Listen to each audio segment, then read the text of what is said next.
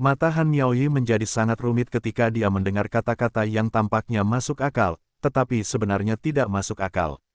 Pada saat ini, dia akhirnya memahami kepercayaan diri Fang Yu sebelumnya.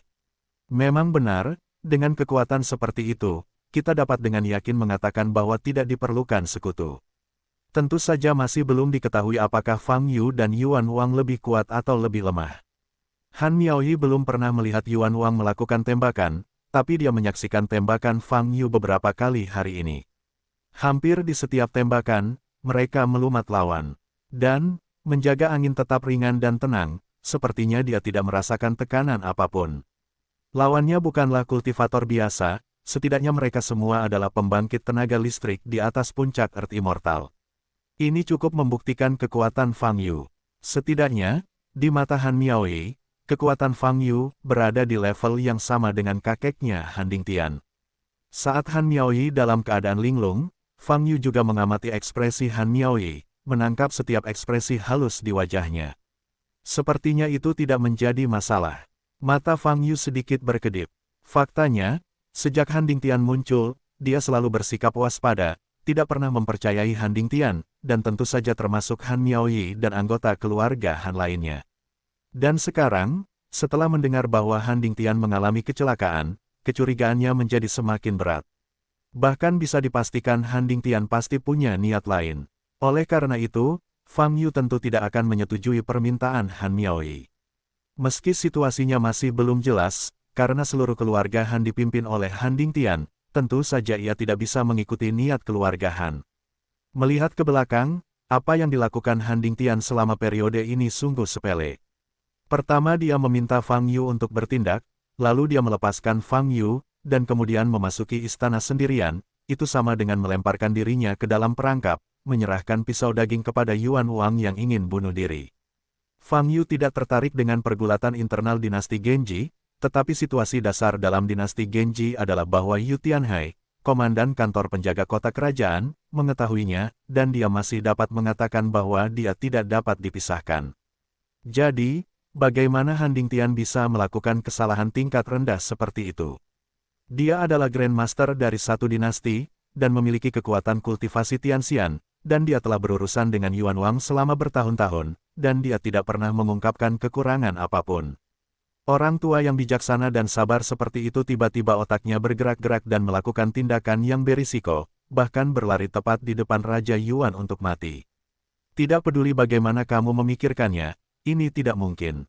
Ada pepatah lama yang mengatakan bahwa ketika semua hal yang mustahil dihilangkan, yang tersisa pastilah jawabannya, betapapun anehnya hal itu. Karena Han Dingtian tidak mungkin melakukan kesalahan seperti itu hanya menunjukkan bahwa apa yang dia lakukan bukanlah kesalahan. Itu karena dia memutuskan untuk melakukannya. Tapi manfaat apa yang akan didapatnya? Sekarang dia juga dipenjara, dan rumah Mahaguru juga telah dikirim oleh Raja Yuan ke Korps Raja keempat untuk merebut rumah itu. Semuanya terjadi di mata seluruh dinasti. Reputasi dan gengsi yang dibangun Taixi selama bertahun-tahun bisa dikatakan runtuh dalam satu hari. Dan selama reputasinya hancur, Raja Yuan akan memindahkan Han Dingtian atau keluarga Han setelahnya, itu semua hal sederhana. Apakah kamu tahu apa yang kakekmu ingin lakukan? Fang Yu memandang Han Miaoyi dan bertanya. Awalnya, dia mengira anggota inti keluarga Han juga terlibat dalam masalah ini. Namun, berdasarkan pengamatan dari periode waktu sebelumnya, dia menemukan bahwa Han Miaoyi sepertinya tidak mengetahui hal ini, dan ekspresi cemas dan panik di wajahnya tidak menunjukkan tanda-tanda penyamaran. Adapun anggota keluarga Han lainnya, mereka bahkan lebih takut untuk menangis. Tampaknya kejadian ini dilakukan oleh Han Dingtian sendiri, dan bahkan menyembunyikan seluruh keluarga Han. Aku tidak tahu. Setelah mendengar pertanyaan ini, Han Miaoyi akhirnya pulih, wajahnya menjadi pucat, dan menjawab. Menurutmu dia tidak akan membuat kesalahan tingkat rendah seperti itu, bukan? Fang Yu bertanya lagi. Kakek, seharusnya tidak melakukan kesalahan seperti itu. Han Miaoyi menggigit bibir merahnya dan menjawab. Jadi, jika kakekmu melakukan ini dengan sengaja, menurutmu apa tujuannya? Fang Yu menyipitkan mata dan terus bertanya. Mendengar ini, wajah Han Miaoyi sedikit berubah. Bagian terdalam dari istana Yuan bukanlah peti harta karun, melainkan bangunan persegi gelap. Sepanjang dinasti Genji, banyak sekali biksu yang mengetahui nama tempat ini, namun tidak banyak biksu yang mengetahui bahwa tempat ini dibangun di istana Yuan Wang yang megah dan megah. Inilah hukuman mati. Ini adalah tempat paling menakutkan di dinasti Genji. Biarkan kekayaan Anda menjadi kaya dan menutupi langit dengan satu tangan, selama Anda dibawa ke hukuman mati, semuanya sudah berakhir. Hukuman mati adalah tempat di mana ketenaran bisa dilahap. Setelah masuk, hidup belum tentu berakhir. Tapi segalanya kecuali kehidupan akan hilang. Bahkan jika Anda bisa keluar dari penjara kematian nanti, Anda akan menemukan bahwa segala sesuatu di luar tidak ada hubungannya dengan Anda. Ini adalah hukuman mati yang membuat takut seluruh dinasti.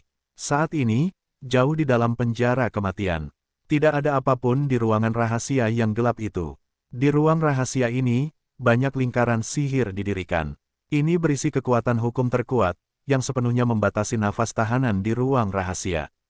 Di ruang rahasia, tidak ada cara untuk berlatih, melepaskan kesadaran spiritual, dan bergerak. Hanya bisa dikurung di ruang gelap, diam-diam menunggu berlalunya waktu, tapi entah sudah berapa lama waktu berlalu. Bagi narapidana manapun, ini adalah siksaan yang paling menyiksa. Pada saat ini, orang yang dikurung di ruang rahasia ini, adalah pemimpin kedua dinasti Genji, Taisi Handingtian. Di depan Handingtian, sosok yang kuat berdiri. Itu adalah Raja Sumber. Kilatan cahaya melintas dari belakang Raja Yuan, dan matanya segera menjadi berbeda, dan cahaya merah samar muncul di pupil transparan. Di saat yang sama, auranya tiba-tiba melonjak, menjadi sangat menakutkan. Dia menundukkan kepalanya sedikit, menatap Handingtian yang terkunci di depannya, dan bertanya dengan suara dingin, "Ras manusia itu memang ada di rumahmu. Kamu bergabung dengan ras manusia untuk menghancurkanku." Ledakan. Kata-kata ini langsung menuju ke depan Handingtian dengan kekuatan yang kuat. Ledakan. Ledakan keras bergema di ruang rahasia. Mulut Handingtian menumpahkan darah, tetapi seringai muncul dari sudut mulutnya. Dia mengangkat kepalanya, memandang Raja Yuan, dan menjawab, "Yang mulia, saya sangat setia kepada Anda, mengapa Anda begitu iri pada saya?" Mencurigakan, cahaya darah di mata Yuan Wang terus berkedip, mengguncang langit dengan mematikan. "Handingtian, pikiranku tertuju pada cinta lamaku, dan aku telah melepaskanmu berkali-kali. Kali ini, aku tidak akan mentolerirnya lagi." Handingtian memandang Raja Yuan, matanya perlahan menjadi dingin, dan dia berkata, "Mengingat perasaan lama." "Haha, ternyata cara yang mulia mengingat perasaan lama adalah dengan menekanku dengan cara apapun. Don, jangan lupa, jika aku berbicara, sekarang dinasti Genji ini, aku harus memiliki setengahnya. Akulah yang menjadikanmu Raja Sumber yang mulia. Tanpa aku, kamu akan mati dalam pertempuran bertahun-tahun yang lalu. Yang terbaik untuk menyelamatkan hidupmu, dan kamu memiliki kekuatan hari ini." Nostalgia. Siapa yang membaca cinta lama siapa? Saat ini, dalam kata-kata Handingtian, tidak ada rasa hormat terhadap Raja Yuan, dan dia bahkan tidak membutuhkan gelar. Nada suaranya tidak galak, tapi amarahnya tersembunyi. Kata-kata ini membuat Yuan Wang terdiam. Dia menatap lurus ke arah Handingtian dan berkata, "Aku telah melunasi cintaku saat itu. Membayarnya, bagaimana kebaikan yang menyelamatkan nyawa bisa terbayar?" Handingtian mengangkat kepalanya dan tersenyum, "Atau caramu membalas kebaikanmu adalah dengan mengurungku di penjara ini. Apakah ini metodemu?" "Yuan Wang, kamu terlalu terobsesi dengan kekuasaan. Setelah kamu merasakan rasa kekuasaan, kamu ingin memegang semua kekuasaan di tanganmu. Jadi bahkan aku, kamu ingin menyingkirkannya." Berbicara tentang ini, nada suara Handingtian tiba-tiba turun. "Saya terobsesi dengan kekuasaan." Yuan Wang mengulangi dengan nada rendah. Dia menatap Handingtian, lampu merah di matanya perlahan menghilang. "Kamu akan tinggal di penjara kematian untuk jangka waktu tertentu. Selama periode ini, saya harap kamu bisa bangun." Yuan Wang berkata dengan dingin, "Mengenai permainan yang Anda buat, saya melihatnya dengan jelas dan tidak mungkin berhasil." Setelah mengatakan ini, Yuan Wang berbalik dan pergi. Ledakan. Setelah dia keluar dari ruang rahasia, pintu ruang rahasia segera ditutup, dan suara teredam pun terdengar. Handingtian, yang dikurung di ruangan gelap, menyandarkan kepalanya ke dinding, matanya sangat dingin. Seorang biksu manusia bergegas ke kota kerajaan, dan bahkan memotong dua dewa surgawi dari klan Sinan, dan kemudian bertarung langsung dengan Taisi Handingtian, dan mundur setelah terkena tifus Dingtian. Adapun Taisi Han Dingtian, dia dijatuhkan oleh Raja Yuan karena ini, dan dia dibawa ke penjara mati, dan dia mendengarkannya. Satu demi satu, berita mengejutkan terus meledak di kota kerajaan, memicu badai ombak. Dalam beberapa tahun terakhir, tidak pernah ada hari di mana dinasti Genji begitu terkejut dan sensasional. Pertarungan antara Yuan Wang dan Taisi menjadi semakin jelas dalam beberapa tahun terakhir, dan dapat digambarkan seperti yang diketahui semua orang. Hanya saja perjuangan semacam ini hanya ada dalam kegelapan, dan levelnya saja tidak cukup. Entah apa yang terjadi. Di mata sebagian besar ras surgawi, termasuk klan dan menteri dinasti yang berjasa, perjuangan semacam ini bukanlah hal yang aneh. Dalam keadaan normal, kondisinya tidak akan terus memburuk, namun akan tetap sama. Tapi tidak ada yang menyangka, hari ini, Raja Yuan akan tiba-tiba menyerang. Itu seperti guntur teredam yang semua orang mengira tidak akan meledak, tiba-tiba meledak. Dan begitu meledak, dampaknya sangat besar. Seluruh dinasti Genji, baik kota kerajaan maupun banyak kota lainnya, dikejutkan oleh berita ini. Hampir semua klan surgawi mengarahkan pandangan mereka ke kota kerajaan, sementara klan surgawi di kota kerajaan mengarahkan pandangan mereka ke istana Yuan. Mereka ingin tahu bagaimana acara ini akan berkembang. Anda tahu, ada banyak rumor sebelumnya. Taisi telah membuat terobosan besar di alam surgawi abadi, dan kekuatannya telah melampaui Yuan Wang. Jika itu benar, lalu akankah Taisi duduk dan menunggu kematian? Akan ada pertarungan antara Raja Yuan dan Taisi. Dan ini pertarungan besar. Dengan bantuan ponsel kali ini, Yuan Wang benar-benar memahaminya dengan benar. Bagaimana ras manusia sekuat itu bisa muncul secara kebetulan? Ya, lubang ini digali terlalu dalam, dan Taisi tidak bisa keluar sama sekali. Sekarang jika ingin mengubah kekalahan menjadi kemenangan, kamu hanya bisa melakukannya secara langsung. Berbagai opini publik terus bermunculan. Dan semakin dekat Anda dengan wilayah pusat dinasti Genji, yaitu klan surgawi di kota kerajaan, semakin banyak Anda mengetahuinya. Dalam prosesnya, Fang Yu, yang sebelumnya membuat keributan besar di Tianzong Yuan, juga menjadi fokus diskusi. Sebagian besar perhatian klan surgawi tertuju pada pertempuran antara Yuan Wang dan Taisi, dan Fang Yu muncul di dalamnya, tentu saja, yang juga memicu banyak diskusi. Arah opini publik, terutama di mata banyak keluarga dan menteri yang berjasa di dalam dan di luar kota kerajaan, merupakan serangan aktif yang dilakukan oleh Raja Yuan. Sederhananya, Yuan Wang ingin memindahkan Taisi, lalu dia menyiapkan panggung dan menggali lubang. Penampilan Fang Yu pas, seolah sudah diatur sebelumnya. Insiden itu terjadi tiba-tiba, dan kekuatan tempur yang ditampilkan Fang Yu sangat dilebih-lebihkan, dan keberaniannya juga luar biasa. Dia membunuh dua eksploitasi di kota kerajaan, Sinan Dao dan Sinan Yong. Setelah itu, Raja Yuan memerintahkan Taisi untuk menangani masalah tersebut, dan bahkan Taisi pun terluka.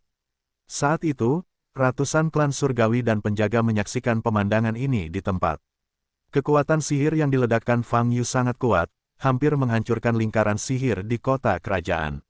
Bagaimana umat manusia seperti itu bisa muncul begitu saja, dan mengapa ia bisa menyelinap ke kota kerajaan dan memicu serangkaian peristiwa lanjutan? Tidak peduli bagaimana kamu memikirkannya, itu terlalu kebetulan. Hal ini tidak mungkin terjadi secara kebetulan. Oleh karena itu, setelah banyak diskusi di antara banyak keluarga berjasa dan keluarga bangsawan, mereka sampai pada hasil yang mungkin benar. Itu adalah Fang Yu, yang disebut pembangkit tenaga ras manusia, yang tiba-tiba muncul, dikirim oleh Raja Yuan. Raja Yuan menyebabkan bawahannya membuat keributan di kota, menimbulkan sensasi. Dan Tianzong Yuan di pusat kota baru saja menjadi tuan rumah pesta kebun tahunan, yang bisa dikatakan sebagai panggung terbaik. Jadi, Fang Yu ini pergi ke Tianzong Yuan, di mana dia berturut-turut memenggal dua dewa klan Sinan, mengejutkan kuartet. Sempat menimbulkan sensasi, kejadian ini menjadi heboh. Saat ini, Raja Yuan memerintahkan Taisi untuk menangani masalah tersebut. Lalu, gunakan beberapa cara untuk membantu Fang Yu melarikan diri. Dengan cara ini, Taisi dapat dituduh tidak efektif.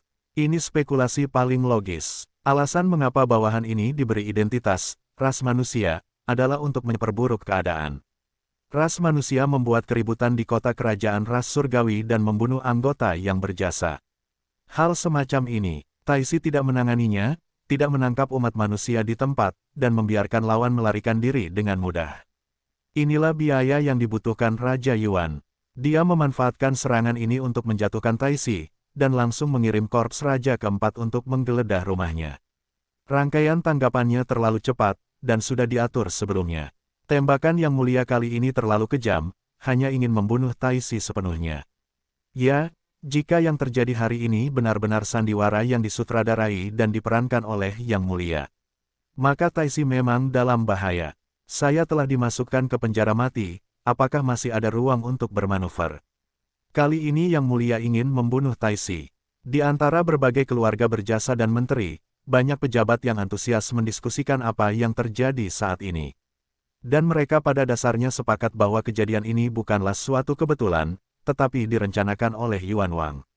Adapun tujuannya, adalah untuk menemukan alasan yang tepat untuk sepenuhnya menghilangkan Taisi dari matanya dalam beberapa tahun terakhir, dan sejak saat itu benar-benar memahami semua kekuatan dan mendominasi dunia. Oleh karena itu, setelah mendengar bahwa Taisi dipenjarakan di hukuman mati, hati banyak orang yang berkuasa dan berkuasa tidak memiliki kegembiraan, apalagi sombong.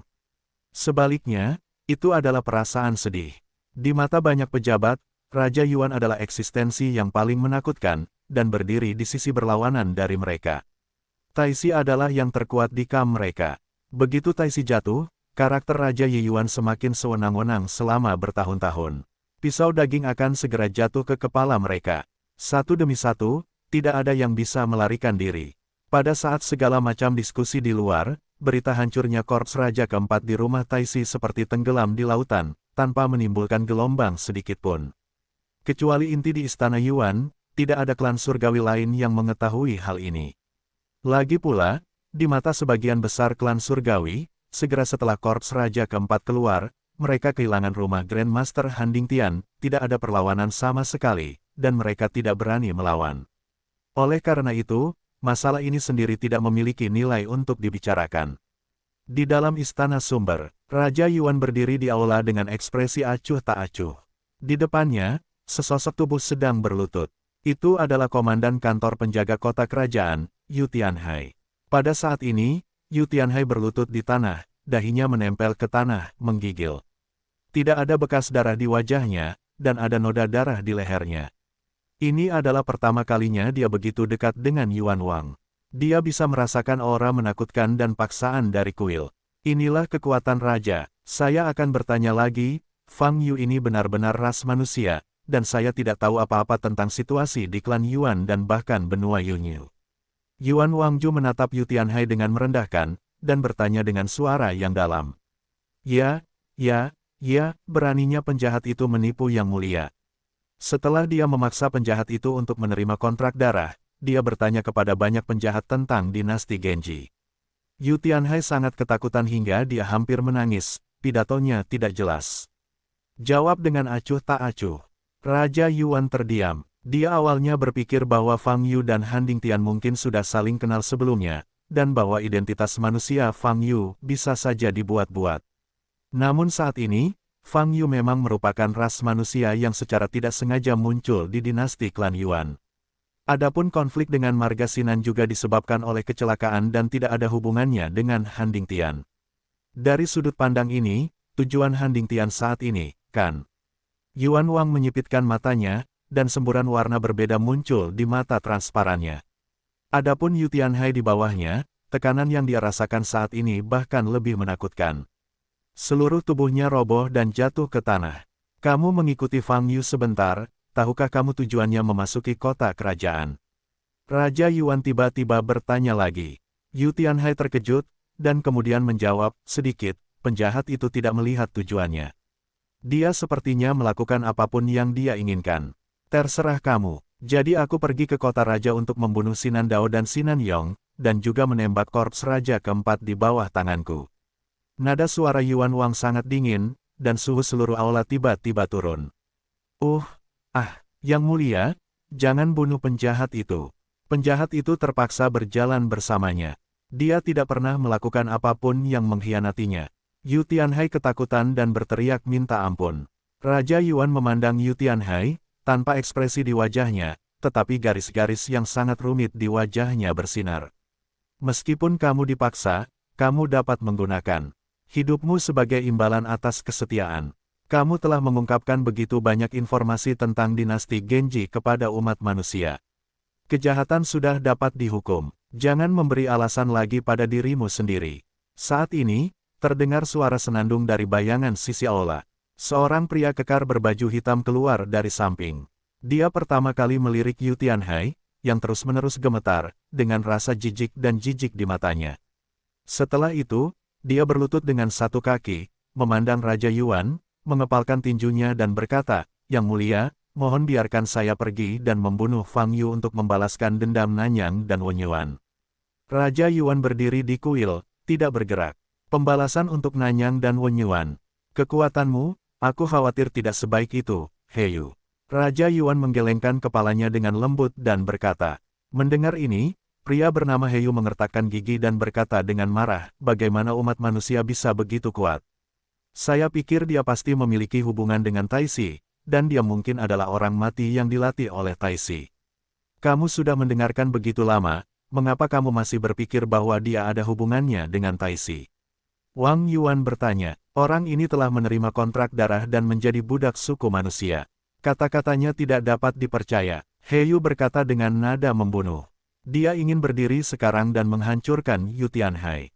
"Tenanglah, He Yu." Yuan Wang berkata dengan nada tenang. Mendengar ini, He Yu menarik napas dalam-dalam, memandang Raja Yuan, dan berkata, "Yang mulia, mustahil bagi umat manusia untuk menjadi begitu kuat. Anda dapat memeriksanya dan Anda pasti dapat menemukan hubungannya antara dia dan Taisi."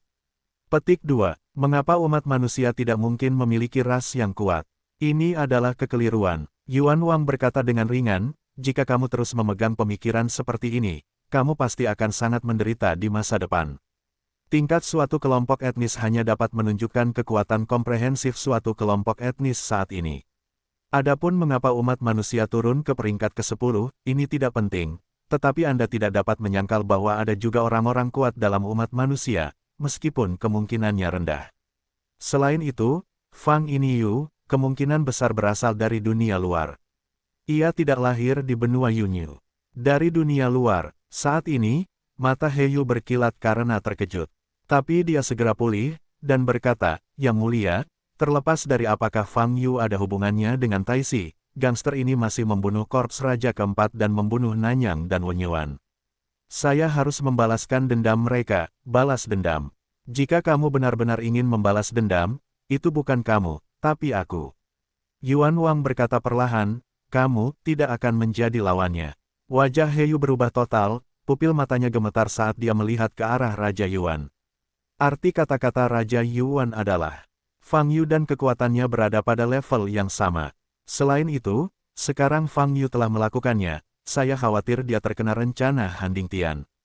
Yuan Wang berkata lagi, dia memprovokasi masalah ini karena dia ingin aku melawan Fang Yu, dan keduanya akan terluka.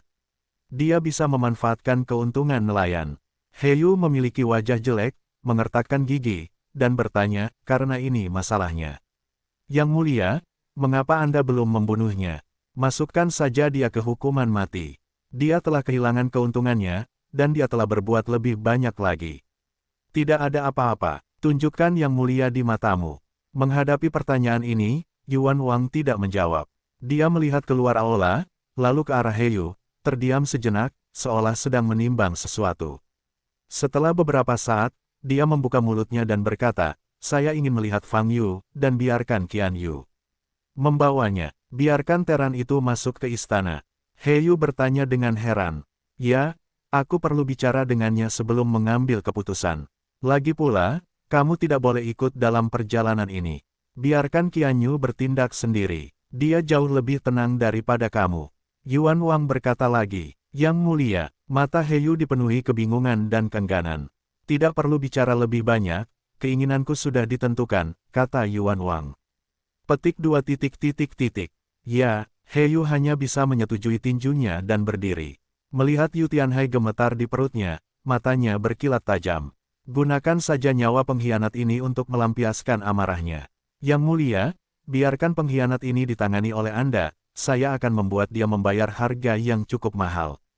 Kata He Yu. Mendengar kata-kata ini, Yu Tianhe hampir pingsan, gemetar semakin parah. Raja Yuan melambaikan tangannya dan berkata, biarkan dia pergi, bukan dia yang salah. Setelah berbicara, dia tampak menghela nafas ringan dan kembali ke aula dalam. Di dalam rumah Taixi, setelah korps Raja keempat dihancurkan, lingkungan sekitar kembali tenang. Namun suasana keluarga Han masih sangat tertekan dan berat. Karena faktanya hati tuan mereka dingin dan Ding Tian telah dipenjara. Adapun langkah Fang Yu untuk menghancurkan korps Raja keempat, meskipun pemandangannya mengejutkan dan luar biasa. Tetapi bagi anggota keluarga Han, setelah keterkejutan itu, ada ketakutan yang tak ada habisnya. Korps Raja keempat dihancurkan. Sulit membayangkan bagaimana Raja Yuan akan marah setelah mengetahui berita ini.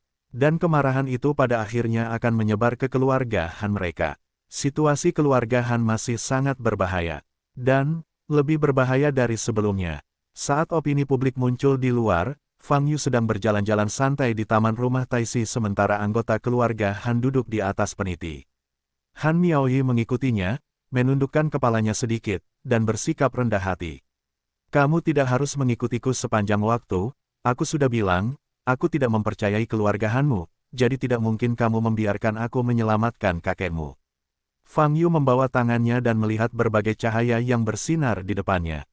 Bunga aneh, kata, setelah tiba di benua Yunyu, ia menemukan bahwa vegetasi di sini lebih indah daripada pesawat dan bintang manapun yang pernah ia kunjungi sebelumnya.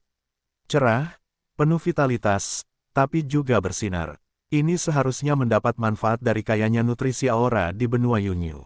Mendengar kata-kata Fang Yu, Han Miaoyi menunduk dan dengan ringan menggigit bibir merahnya. Dia mengerti maksud Fang Yu. Namun pada saat kritis ini, dia tidak punya pilihan lain. Bahkan jika Fang Yu tidak mau, dia hanya bisa terus-menerus meminta bantuan Fang Yu. Tuan Fang, pikiran kakek, gadis kecil itu benar-benar tidak dapat menebaknya, tetapi semua yang dia lakukan bukan tanpa alasan, dan dia tidak akan, kata Han Miaoyi. Pada saat ini, Fang Yu berhenti, menoleh untuk melihat Han Miaoyi, mengerutkan kening dan berkata, menguntit tidak ada gunanya, itu hanya akan menambah kebosananku. Wajah Han Miaoyi menjadi pucat dan matanya memerah. Lalu, dia berlutut tepat di depan Fang Yu. Tuan Fang, gadis kecil itu benar-benar tidak punya pilihan lain, hanya Anda yang dapat membantu keluarga Han kami saat ini. Han Miaoyi mengangkat kepalanya, dengan air mata sebening kristal di matanya. Dia memiliki pikiran yang sangat dewasa, temperamen yang luar biasa, dan status yang sangat tinggi di masa lalu. Bahkan banyak orang yang berkuasa dan berkuasa di kota kerajaan harus memberinya rasa hormat yang cukup. Banyak pejabat muda menganggapnya sebagai kekasih impian mereka dan dewi yang tak terjangkau. Namun kini, menghadapi situasi putus asa, dia tetap menunjukkan sisi rapuhnya. Di hadapan keberadaan kekuasaan dan kekuatan absolut Raja Yuan, kebijaksanaannya tidak dapat menunjukkan pengaruhnya sama sekali. Bagaimanapun, ini adalah dunia di mana kekuatan dihormati. Kebijaksanaan apapun hanya dapat ditampilkan atas dasar kekuatan. Oleh karena itu, saat ini, Han Miaoyi tidak lagi memedulikan martabat. Dia hanya ingin menjaga keluarga Han dan menyelamatkan kakeknya Han Dingtian. Dan Fang Yu di depannya, dalam pandangannya, adalah satu-satunya orang yang memiliki kemampuan untuk membalikkan keadaan. Wanita cantik seperti itu berlutut di hadapannya, penampilannya yang menyedihkan, sulit untuk tidak menggugah rasa iba orang. Tapi Fang Yu memandang Han Miaoyi, dan tidak ada fluktuasi di matanya. Bukan karena dia tidak memiliki simpati, tetapi pada dasarnya dia yakin bahwa apa yang dilakukan Han Dingtian pada dasarnya adalah sesuatu yang lain. Fang Yu tidak ingin berada di bawah belas kasihan siapapun. Ketika dia tiba di benua Yunyu, dia hanya punya beberapa hal yang harus dilakukan. Salah satunya adalah terus mencari Master Dao Tian dan kakak senior Dao Chen, dan omong-omong, mencari tahu rahasia di dalam potongan tembaga itu. Yang kedua adalah mengumpulkan pecahan aslinya. Ketiga, mencari jejak tempat suci untuk mengetahui keadaan umat manusia di benua ini. Selain tiga hal utama tersebut, dia dapat melakukan apapun yang dia inginkan, seperti sekarang dia menunggu jawaban Raja Yuan. Korps Raja keempat dihancurkan olehnya, dan Raja Yuan pasti akan bereaksi. Dan reaksi ini kemungkinan besar akan sangat intens. Apakah Han Dingtian hanya ingin melihat situasi saat ini. Fang Yu sedikit menyipitkan matanya. Saat ini, ada kilatan cahaya di benaknya. Dia tiba-tiba memikirkan interpretasi dari perilaku Han Dingtian yang tampaknya tingkat rendah. Jika dia memperhitungkan bahwa Raja Yuan akan marah karena ketidakmampuannya melakukan sesuatu, dia akan mengirim korps Raja keempat ke rumah Mahaguru untuk mencari rumah itu. Kemudian, dia mengundang saya ke rumah Mahaguru terlebih dahulu. Itu mungkin disengaja, hanya untuk memicu konflik antara saya dan korps Raja keempat, memperluas konflik dan memungkinkan saya untuk menghadapi Raja Yuan secara langsung. Mata Fang Yu berkedip dan jantungnya sedikit bergetar. Sejujurnya, jika rangkaian hal yang terjadi sebelumnya adalah rencana Han Dingtian, maka Han Dingtian, orang ini, tampak agak menakutkan. Karena kemunculan Fang Yu merupakan peristiwa yang sangat tidak disengaja. Tapi Han Dingtian menggunakan faktor kebetulan Fang Yu untuk menciptakan konflik yang sangat sengit. Setidaknya untuk saat ini, seluruh kota berguncang. Jika Fang Yuzhen bertarung melawan Yuan Wang, maka Han Dingtian akan bisa memanfaatkan nelayan itu. Tapi bagaimana dia bisa yakin bahwa aku bisa mengalahkan Raja Yuan? Jika aku tidak bisa melakukannya, maka dia akan mengubur dirinya sendiri di dalam gerakan ini. Fang Yu mengerutkan kening, dan berkata dalam hatinya, paling-paling dia melihat pertarunganku dan Sinan Dao Sinan Yong seharusnya tidak begitu mudah untuk mempercayai kekuatanku, artinya, dia masih memiliki tangan belakang. Bisakah dia meninggalkan hukuman mati sendirian?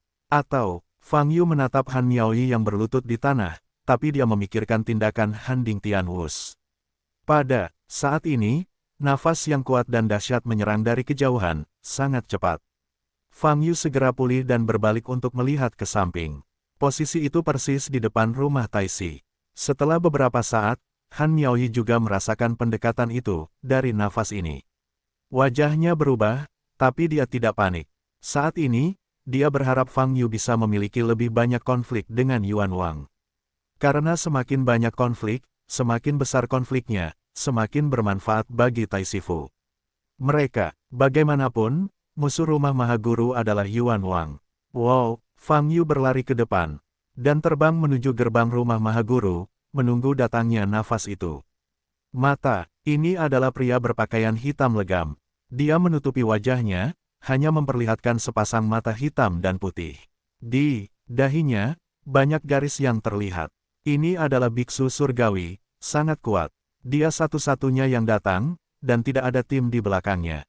Putus asa, pria itu turun dari langit dan mendarat di depan Fang Yu. Jarak kedua sisi tidak lebih dari 10 meter. Pada saat ini, meskipun banyak anggota keluarga Han di belakang tidak pergi, mereka juga melepaskan pengetahuan spiritualnya untuk mengamati situasi. Saat ini mereka seperti burung yang ketakutan. Saya takut Raja Yuan marah dan datang langsung ke rumah Mahaguru, dan membunuh mereka semua. Kenapa hanya mengirimmu seperti ini? Ini tidak bisa membantuku. Fang Yu berkata sambil tersenyum. Saya adalah komandan korps Raja pertama, Qian Yu, atas perintah yang mulia, datang dan bawa Anda ke istana. Mata pria itu tenang dan berkata, Yang mulia ingin berbicara dengan Anda. Oh. Mendengar kata-kata ini, Fang Yu mengangkat alisnya. Yuan Wang ingin berbicara dengannya daripada melakukannya ini di luar dugaannya. Sepertinya Raja Yuan masih sedikit bijaksana. Mungkin dia menebak bahwa ini mungkin strategi Han Dingtian. Fang Yu memandang Qian Yu ke depan dan menyipitkan matanya. Ciba tidak menanggapi. Baiklah, kalau begitu aku akan pergi bersamamu.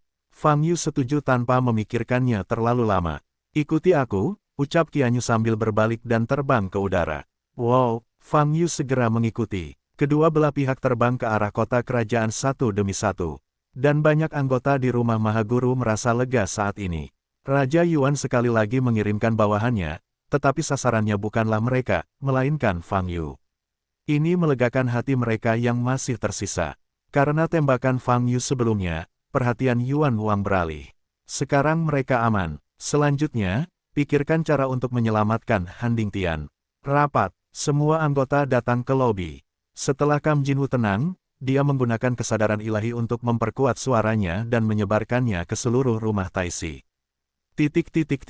Fang Yu mengikuti Qian Yu, terus menuju ke arah kota kerajaan.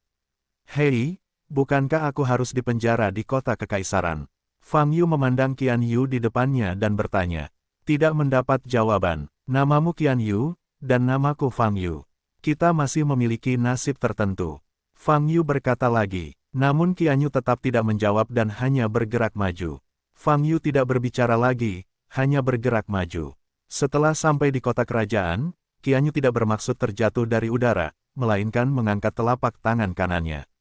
Bas! Sebuah tanda muncul di telapak tangannya. Wow, begitu token itu keluar, sebuah portal terkondensasi di udara di depan. Memanggil, Qian Yu tidak menyapa Fang Yu, dan langsung masuk ke portal. Fang Yu tidak berpikir terlalu banyak, lalu bergegas masuk ke portal. Memanggil, melewati portal hanya tinggal menunggu beberapa saat saja. Penglihatan Fang Yu berubah. Di depannya ada aula terbuka dan luas. Di tanah ada lantai kristal tembus pandang, dan di depan ada tangga, di atas tangga ada singgasana. Tahta itu menunjukkan warna merah keemasan, dan terdapat dua kepala singa di pegangannya, memberikan momentum yang luar biasa. Pada saat ini, di atas aula, berdiri sesosok tubuh yang kuat. Itu adalah Raja Asal. Qian Yu sudah minggir, bersembunyi di balik bayang-bayang. Aula itu sunyi. Fang Yu dan Yuan Wang di kuil saling memandang. Cahaya biru samar muncul di mata transparan Yuan Wang. Ledakan. Pada saat ini, paksaan yang mengerikan jatuh dari langit, meledakkan tubuh Fang Yu secara menyeluruh. Kakak, retakan segera muncul di lantai kristal di bawah kaki Fang Yu. Namun, Fang Yu tetap mempertahankan postur aslinya, bahkan meregangkan pinggangnya. Tidak perlu terlibat dalam godaan-godaan ini. Jika ingin bicara, bicaralah. Jika ingin berkelahi, langsung saja. Fang Yu memandang Raja Yuan di depan dan berkata dengan ringan, karena kamu ingin berbicara, jangan lakukan itu. Jika kamu ingin melakukannya, maka tidak perlu melakukannya. Percakapan, menurutmu itu benar. Mendengar ini, Yuan Wang menyipitkan sudut matanya. Wow, pemaksaan itu lenyap seketika, tapi retakan kristal di bawah kaki Fang Yu sudah ada. Ini membuktikan betapa dahsyatnya kekuatan pemaksaan tadi. Fang Yu, aku ingin bertanya, dari mana asalmu? Raja Yuan duduk kembali di singgasana dan bertanya. Dari mana asalmu? Saya datang dari pesawat paling bawah. Fang Yu menjawab, tetapi jika tempat terdekatnya, itu adalah alam jurang virtual.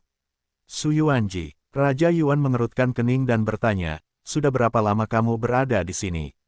Belum lama ini saya datang ke sini. Jawab Fang Yu, bagaimana kamu dan Han Dingtian bertemu? Yuan Wang bertanya lagi, itu bukan kenalan, jadi aku bertemu dengannya sekali, dan kemudian dia dikirim mati olehmu. Fang Yu tersenyum. Yuan Wang menatap lurus ke arah Fang Yu. Tidak ada bola mata pada pupil transparan tersebut, jadi dia tidak bisa melihat kemana dia melihat.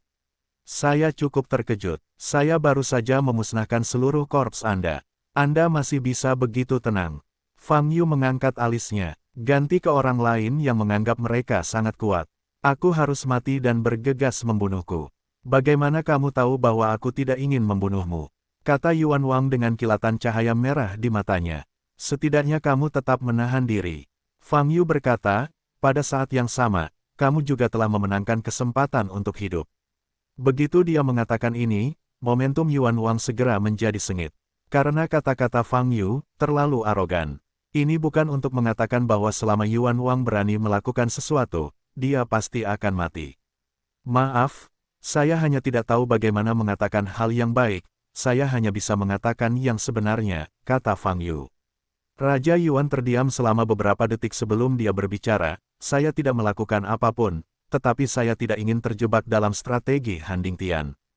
Dia memulai pertarungan ini untuk memungkinkan saya menghadapi Anda, untuk membuat dia untung. Karena kamu sudah menebak pikirannya, kenapa tidak membunuhnya saja?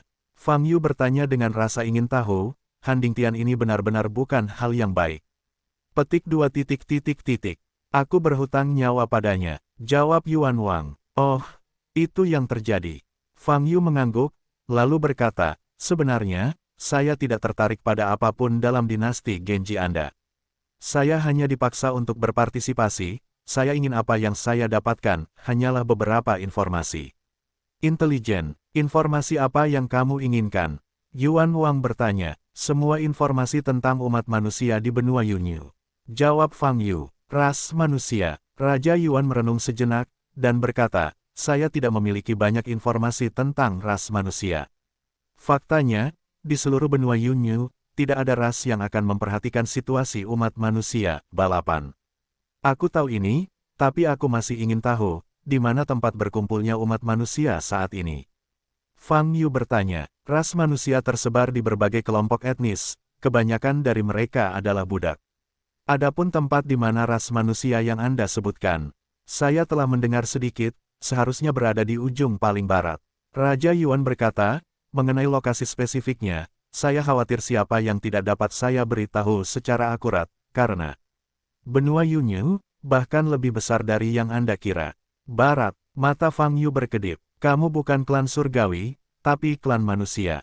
Awalnya, aku harus menjatuhkan hukuman mati padamu, dan kamu harus membayar harganya apapun yang terjadi. Raja Yuan berdiri dan berkata dengan suara yang dalam, tetapi karena apa yang dilakukan Han Dingtian, sulit bagiku. Tarik tanganmu, oleh karena itu, masalah sebelumnya akan dihapuskan. Kamu akan segera meninggalkan kota kerajaan, dan jangan melakukan kejahatan apapun di wilayah dinasti Genji mulai sekarang. Oh, kamu ingin melepaskanku secara langsung? Fang Yu bertanya sambil mengangkat alisnya. Aku tidak bisa menarik tanganku untuk berurusan denganmu saat ini. Raja Yuan berkata, tetapi jika kamu tidak pergi, setelah aku menangani masalah Han Dingtian, aku akan berbalik untuk menanganimu. Fang Yu menyipitkan mata sedikit dan berkata, tentu saja saya akan pergi. Saya adalah orang yang membenci masalah, tapi, jika Anda ingin saya pergi, Anda harus memberikan apa yang saya inginkan terlebih dahulu. Membunuh banyak bawahan pihak lain, Anda harus meminta sesuatu kepada pihak lain secara bergantian. Perilaku ini dapat digambarkan sebagai sangat tidak tahu malu. Tapi Fang Yu merasa tenang. Menurutnya, meskipun kata-kata Yuan Wang cukup kejam dan terdengar sangat berani, sebenarnya itu adalah pengakuan terselubung. Jika tidak, dia harus bekerja sama dengan Fang Yu untuk membalaskan dendam anak buahnya dan melindungi martabat kekuasaan raja. Namun, Yuan Wang akhirnya memutuskan untuk membiarkan Fang Yu pergi. Ini menunjukkan bahwa dia sama sekali tidak ingin melawan Fang Yu. Dia tahu di dalam hatinya bahwa sekali dia bermain melawan Fang Yu, hasil terbaiknya adalah kehilangan keduanya. Pada saat ini, jika dia bertarung dengan Fang Yu sampai akhir, urusan Han Dingtian akan menjadi tidak terkendali. Dia harus sangat jelas bahwa Han Dingtian pasti akan menimbulkan masalah sekarang. Hanya saja dia mungkin tidak bisa memahami pikiran Han Dingtian untuk sementara. Setelah mendengar kata-kata Fang Yu, Raja Yuan terdiam beberapa saat dan bertanya, apa yang kamu inginkan? Yang pertama adalah peta terbesar dan terinci yang ada di tangan Anda, dan yang kedua adalah buku-buku kuno tentang sejarah benua Yunyu, khususnya sejarah umat manusia, di tangan Anda. Fang Yu berkata, saya hanya memerlukan informasi ini. Informasi ini tidak berarti apa-apa bagi Yuan Wang. Saya berjanji kepada Anda, tetapi saya tidak dapat menjamin berapa banyak informasi yang saya miliki. Saya hanya dapat meminta bawahan saya untuk mencoba yang terbaik untuk mencari tahu untuk Anda, kata Yuan Wang. Oke, kalau begitu kesepakatannya akan selesai. Saya mendapatkan informasi ini dan segera meninggalkan wilayah dinasti Genji Anda. Fang Yu tersenyum. Setelah setuju dengan Raja Yuan, Fang Yu berdiri di aula dan menunggu. Tak lama kemudian, Qian Yu muncul lagi dan membawakannya tas penyimpanan. Semua informasi yang kamu inginkan ada di dalam. Nada suara Qian Yu sedikit dingin. Jelas sekali, dia tidak mengerti cara Yuan Wang menangani Fang Yu. Tapi Fang Yu tidak peduli dengan sikap Qian Yu, malah mengambil tas penyimpanannya. Kesadaran ilahi mengalir ke dalamnya, dan segera menemukan bahwa ada lebih dari 30 buku di dalamnya, dan kemudian ada lebih dari selusin gulungan. Gulungan tersebut adalah peta, dan masing-masing berbeda, sebagian besar merupakan peta dalam wilayah dinasti Genji. Ini tidak berpengaruh pada bulu lainnya. Namun ada 3 atau 4 peta, yang melampaui wilayah dinasti Genji. Hanya saja, dibandingkan dengan detail halus di dalam wilayah, peta yang melibatkan luar wilayah ini tampak kasar dan kabur. Wilayahnya sama, setiap peta memiliki perbedaan detail. Peta ini agak kabur. Fang Yu mengerutkan kening. Di benua Yunyu, konsep kelompok etnis cukup ketat. Dinasti Genji yang kita dirikan menyatukan klan surgawi, tapi itu saja. Jika kita memperluas terlalu banyak, kelompok etnis yang terlibat di wilayah tersebut akan terlibat, sebagai deklarasi perang, yang memicu pergulatan antar kekuatan dan bahkan kelompok etnis. Yuan Wang berkata dengan suara yang dalam, oleh karena itu, tidak banyak informasi yang berhubungan dengan luar wilayah. Fang Yu sedikit mengernyit dan berkata, kalau begitu, dinasti Genjimu tidak terlalu kuat. Raja Yuan tidak marah, tapi menjawab, kamu benar. Menempatkannya di benua Yunyu, wilayah yang diduduki dinasti Genji tidak lebih dari sebuah wilayah kecil. Ini sangat kecil. Dinasti Genji tidak memiliki kekuatan untuk berkembang keluar, ia hanya dapat melindungi diri sendiri. Hei, sepertinya untuk mendapatkan informasi yang akurat, Anda harus menemukan kelompok etnis yang lebih kuat. Fang Yu menghela nafas dan menyimpan tas penyimpanannya. Apa pun yang terjadi, itu lebih baik daripada tidak. Oke, kamu sudah memberikan apa yang kuinginkan, lalu aku akan pergi. Kamu bisa bermain dengan Han Dingtian perlahan-lahan, kata Fang Yu. Qian Yu, keluarkan dia. Yuan Wang melambaikan tangannya, berbalik dan berjalan menuju aula dalam. Qian Yu muncul lagi dari bayangan dari samping. Lalu, dia tidak melakukannya, tidak mengatakan sepatah kata pun, jadi dia berjalan di depan Fang Yu dan berjalan keluar aula utama. Fang Yu tidak mengatakan apa-apa dan mengikuti di belakang. Tetapi ketika dia hendak keluar dari aula, dia jelas merasakan pembunuhan sekilas niat. Interval antara munculnya dan hilangnya niat membunuh ini sangat pendek, dan sangat lemah, hampir tidak terlihat. Tapi, persepsi Fang Yu selalu sangat tajam. Dia segera menoleh dan melihat ke samping bayangan semacam ini jelas tidak terbentuk secara alami, tetapi disebabkan oleh pesona yang dipasang di aula. Niat membunuh ini ditujukan padanya. Bukankah begitu? Fang Yu mengerutkan kening, menatap bayangan di samping, dan berhenti pada saat yang sama, cahaya keemasan muncul di pupilnya. Tanda pedang salib emas muncul di pupilnya. Kemudian Fang Yu melihat sosok yang tersembunyi di balik bayang-bayang. Ini adalah monster berbaju besi. Tubuhnya bisa dikatakan kurus, dan permukaan kulitnya berwarna abu-abu putih dengan garis-garis di atasnya. Dan kepalanya juga tampak seperti kerangka, dengan rambut merah tumbuh di atasnya. Di antara rongga mata yang gelap, hanya 2 titik merah yang berkedip-kedip. Ketika Fang Yu sedang menatapnya, dia sedang menatap aula utama. Apa maksudmu? Niat membunuhnya bukan padaku, tapi Raja Yuan. Fang Yu terkejut, lalu melihat kembali ke arah Raja Yuan. Namun saat ini, Raja Yuan telah kembali ke aula dalam. Monster yang tersembunyi dalam bayang-bayang ini menatap lurus ke arah singgasana kosong di kuil. Apakah monster ini sama dengan bawahan Qian Yu dari Jenderal Raja? Fang Yu tidak berpikir terlalu lama sebelum tanda pedang salib emas di pupil matanya menghilang. Segera, dia mengikuti Qian Yu keluar dari aula. Qian Yu tidak mengucapkan sepatah kata pun, mengangkat tangan kanannya di ruang terbuka di luar aula utama, dan membuka portal lagi. Saya ingin bertanya, apakah ada monster mirip kerangka di bawah Raja Yuan? Fang Yu berpikir sejenak dan bertanya. Raksasa. Qian Yu mengerutkan kening dan menatap Fang Yu seolah dia tidak mengerti apa yang dimaksud Fang Yu. Ada di aulamu, di bayangan di sisi kiri pintu, kata Fang Yu. Mendengar ini, Qian Yu mengerutkan kening lebih erat dan berbalik untuk melihat ke aula. Apakah kamu tidak tahu? Fang Yu mengangkat alisnya. Dilihat dari ekspresi Qian Yu, dia benar-benar tidak tahu. Monster itu sepertinya baru saja terlihat oleh mata Fang Yu. Kamu, Fang Yu masih ingin berbicara. Tapi saat ini, Qian Yu sudah segera kembali ke aula. Fang Yu memandang Qian Yu, memikirkannya, dan memasuki portal. Tidak peduli apapun, masalah ini tidak ada hubungannya dengan dia. Wow, setelah melewati portal, Fang Yu meninggalkan kota raja. Setelah terbang ke depan untuk jarak tertentu, dia tiba-tiba teringat akan bola kecil yang dia masukkan ke dalam ruang penyimpanan. Alhasil, Fang Yu terjatuh dari udara dan melepaskan bola dari ruang penyimpanan. Maaf, membiarkanmu tinggal di dalam terlalu lama. Fang Yu mengusap kepala Xiao Qiu dan berkata, tidak masalah. Bola mengangkat kepalanya dan berkata sambil tersenyum, kemana kita akan pergi selanjutnya? Kemana harus pergi? Pergi ke barat, kata Fang Yu, dan mengeluarkan peta yang disediakan oleh Raja Yuan. Berita tentang Fang Yu meninggalkan kota kerajaan menyebar tanpa bisa dijelaskan. Opini publik tiba-tiba meledak. Ras manusia itu memang bawahan yang mulia. Setelah dia memasuki istana, dia segera diusir, dan dia dibawa pergi oleh pemimpin korps raja pertama Qian Yu. Benar saja, drama hari ini benar-benar disutradarai sendiri dan diperankan oleh Yang Mulia. Tujuannya adalah mencari alasan untuk menyingkirkan Taixi. Klan Sinan hanyalah korban. Yang Mulia telah melampaui batas dengan melakukan ini. Dengan sifatnya, setelah Taixi disingkirkan, inilah kita. Kita tidak boleh duduk dan menunggu kematian. Kita harus melawan. Seolah-olah ada tangan tak kasat mata yang mendorong tanpa suara. Banyak klan berjasa di dalam dan di luar kota kerajaan, termasuk keluarga menteri, segera dipengaruhi oleh opini publik, menyebabkan kepanikan besar.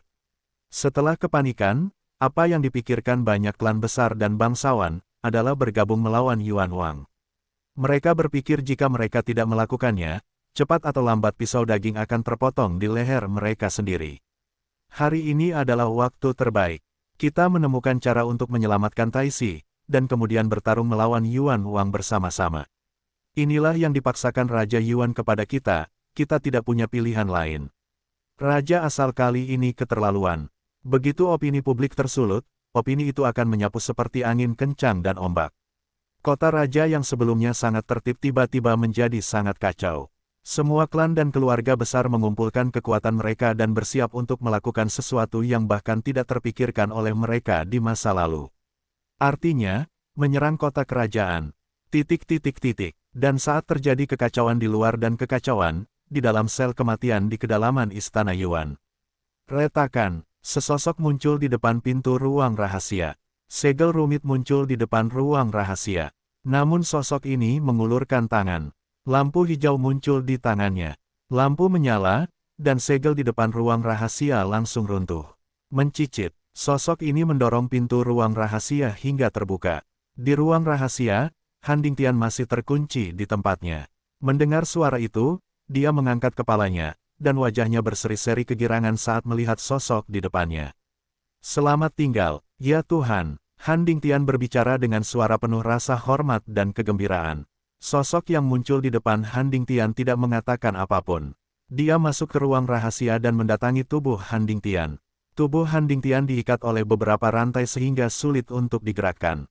Sosok ini mengambil posisi satu langkah dari Han Dingtian, dan mengangkat telapak tangan kirinya lagi.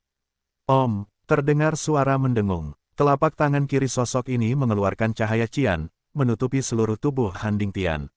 Pada saat yang sama, rantai yang mengikat Han Dingtian mulai bergetar. Kakak, terdengar suara benturan logam, ledakan. Dengan suara teredam terakhir, cahayanya menghilang.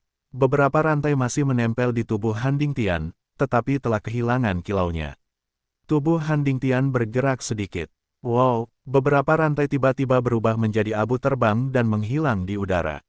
Setelah mendapatkan kembali kebebasannya, Han Dingtian menggerakkan ototnya sedikit, lalu segera berlutut di tanah, dahinya menempel pada telapak sosok di depannya. Terima kasih, Tuhan, atas bantuanmu. Han Dingtian menundukkan kepalanya dan berkata dengan penuh terima kasih. Sosok di depannya sedikit menundukkan kepalanya, dan tidak ada sedikit pun fluktuasi pada pupil emas gelap. Pergi dan lakukan apa yang kamu inginkan. Suara dingin dan kering keluar dari mulut sosok ini. Petik 2. Ya, Han Dingtian segera menjawab, memanggil. Sosok ini langsung menghilang di depan matanya. Han Dingtian berdiri, melihat ke pintu ruang rahasia yang telah terbuka di depannya, menyeringai, menunjukkan senyuman bercanda yang sangat dingin. Saat terakhir yang dia rencanakan selama bertahun-tahun akhirnya tiba. Hari ini, dia akan mencapai puncak. Di dalam rumah Taixi, Fang Yu telah dibebaskan lagi. Sekarang semua klan besar mengumpulkan pasukan mereka dan bersiap untuk mengepung kota. Kepung kota raja. Ya, mereka ingin menyelamatkan Patriark. Segala macam berita dan opini publik menyebar kembali ke rumah Mahaguru. Hal ini membuat kekacauan di ruang konferensi. Cham Jinwu, sebagai keturunan langsung dengan peringkat tertinggi, sama sekali tidak mampu mengambil keputusan apapun dengan bijaksana saat ini. Dia terkejut dengan berita pemboman liar tersebut. Klan dan keluarga besar akan mengepung kota kerajaan dan menyelamatkan Han Dingtian. Apakah ini benar? Mengapa hal itu berkembang hingga menjadi seperti sekarang? Cham Jinwu benar-benar tercengang. Di sisi ruang diskusi, Han Miaoyi juga menerima berbagai informasi intelijen. Dia menundukkan kepalanya, alisnya mengerutkan kening, dan dia terus berpikir. Apakah semua hal ini dianggap baik oleh kakek? Dia sepertinya telah melakukan kesalahan tingkat rendah, tapi nyatanya dia hanya untuk meledakkan opini publik dengan memenjarakan dirinya sendiri di hukuman mati, sehingga membuat banyak klan besar dan bangsawan keluarga gelisah sampai keputusan dibuat. Bertekad untuk menyerang Wang Cheng, pikiran Han Miaoyi berputar cepat, matanya berkedip karena terkejut, tetapi opini publik seharusnya tidak bergejolak begitu cepat. Apakah kakek juga punya pembantu di luar? Tetapi jika kakek punya rencana, kenapa dia tidak memberitahu kita sebelumnya? Mengapa dia menyembunyikan kita? Sejauh ini, keluarga Han, sebagai salah satu kubu Han Dingtian, menjadi kekuatan yang menerima informasi paling sedikit. Dalam situasi ini, situasi anggota keluarga Han malah sedikit memalukan. Mereka tidak tahu harus berbuat apa. Di luar kota raja, Fang Yu mengeluarkan beberapa peta yang diperolehnya dari Raja Yuan. Hanya ada 3 peta yang terlibat di luar wilayah dinasti Genji. Fang Yu memilih yang sedikit lebih halus dan mengembangkannya. Cakupan peta ini masih belum luas, namun telah sedikit diperluas sekitar 3.000 mil. Terlihat jika Anda memulai dari wilayah dinasti Genji dan terus menuju ke barat, wilayah selanjutnya yang akan Anda datangi disebut Istana Kekaisaran Gunung Hitam. Adapun kelompok etnis mana yang menguasainya, ditandai sebagai mimpi buruk di peta. Dari namanya, grup ini terlihat sedikit aneh, namun juga membuat Fang Yu cukup penasaran. Bola kecil, selanjutnya kita akan pergi ke tempat ini. Fang Yu menunjuk ke lokasi di peta. Kalau begitu, bisakah kita pergi sekarang? Bola itu berkedip dan berkata, ya, pergilah sekarang. Fang Yu mengangguk. Di dalam istana sumber, Yuan Wang, yang berencana masuk penjara kematian, menerima berbagai berita dari luar kota kerajaan satu demi satu. Dia segera kembali ke aula utama, kembali ke singgasana. Pada saat ini, dia memanggil semua bawahan kepercayaannya di depannya. Dan kelompok bawahan ini, jumlahnya tidak banyak. Dalam kasus penghancuran Korps Raja keempat, hanya tersisa 6 orang yang mampu. Resimen Raja pertama dipimpin oleh Qianyu dan Wakil Komandan Kong Yue, serta Komandan Resimen Raja ketiga dan Wakil Komandan Yue Hao Yuan. Ada juga Komandan Korps Raja kedua, Matthew dan Wakil Komandan, Meteor Long. Yang mulia, situasinya mendesak sekarang. Klan dan keluarga besar itu gila. Mereka berencana bersatu untuk berbaris di kota kerajaan. Ini adalah pemberontakan. Pemberontakan yang sudah direncanakan sejak lama. Wajah He Yu sangat jelek, dan nadanya penuh amarah. Mereka sangat besar. Berani sekali. Beraninya kamu melakukan hal yang begitu kejam. Yang mulia, mohon segera memberi perintah agar Anda dapat memimpin Korps Wang untuk memadamkan pemberontakan. He Yu berlutut dengan satu kaki, mengepalkan tinjunya. Nada suaranya penuh dengan niat membunuh, dan matanya merah. Akar masalahnya adalah mereka percaya bahwa segala sesuatu hari ini diarahkan dan dilakukan oleh Yang Mulia. Wakil Komandan Hao Yuan mengerutkan kening. Mengapa mereka percaya hal yang tidak berdasar seperti itu? Yang Mulia memiliki status yang begitu mulia. Bagaimana Anda bisa berkenalan dengan umat manusia? Selain itu, hanya untuk berurusan dengan master yang hebat, diperlukan begitu banyak liku-liku. He Yu berkata dengan marah. Raja Yuan duduk di singgasana, mengerutkan kening, tetapi tidak berbicara. Yang mulia, mohon beri perintah agar Anda pergi untuk memadamkan pemberontakan. He Yu berkata lagi, saya pikir saat ini, menggunakan kekuatan secara langsung untuk melawan pemberontakan, hanya akan menjadi kontraproduktif. Saat itu, Qianyu di samping berbicara. He Yu menoleh untuk melihat Qianyu, menatapnya, dan berkata, jika mereka tidak bergerak, mereka akan menyerang kota kerajaan. Bukannya kamu tidak menembak, tapi kamu ingin menembak dengan cerdas, ucap Qianyu. Kalau begitu kamu berbicara tentang cara menembak dengan bijak. He Yu bertanya, merasa sedikit lepas kendali. Diam, saat ini, Raja Yuan berkata. Seluruh aula kembali tenang, dan 6 kepala dan wakil komandan memandang Raja Yuan bersama-sama. Opini publik telah dikendalikan oleh mereka. Raja Yuan berkata dengan hampa, sekarang, kota ini diblokir, seperti kota yang terisolasi, opini publik di luar, benar-benar di luar kendali. Yang mulia, kami, ekspresi He Yu berubah. Semua yang terjadi hari ini, aku khawatir, itu bulat. Wang Yuan berkata perlahan, saya telah terjebak dalam ronde ini sejak saya memasukkan Taisi ke dalam hukuman mati. Setelah itu, tidak peduli apakah aku bertindak melawan Fang Yu atau tidak, itu akan menjadi hasil yang menguntungkan bagi Taisi. Jika aku mengambil tindakan, kita mungkin kehilangan kedua belah pihak dengan Fang Yu, dan Taixi akan mendapat keuntungan.